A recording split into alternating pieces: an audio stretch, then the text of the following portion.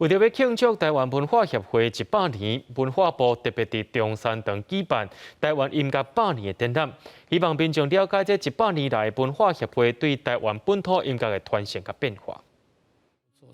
台湾，咱台湾，海真阔，山真悬，大水小船的路关，远来人溪公里水，阿里山日月潭。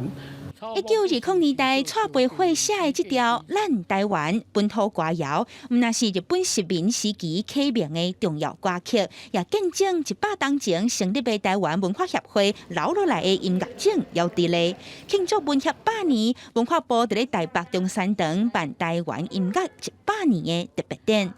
本土文化以前是受到打压的，所以呢，希望透过这样子的一个形式，透过政府的重视，然后透过我们的这次的展示，能让这个文化能被发扬，能被传承下去。展区内面有李天禄的布袋戏红啊、九天民俗技艺团相关的音乐文物，而展了后，台湾歌戏的演变也拢有小解。传统音乐甲现代音乐受到现代社会冲击，甲迄个西方的迄个音乐的影响，咱希望讲透过这100年的迄个互相的了解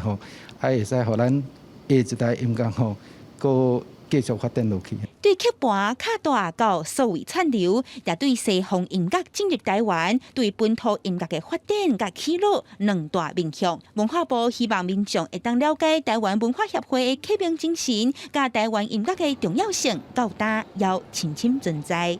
记者阿敏金曾派文台北报道。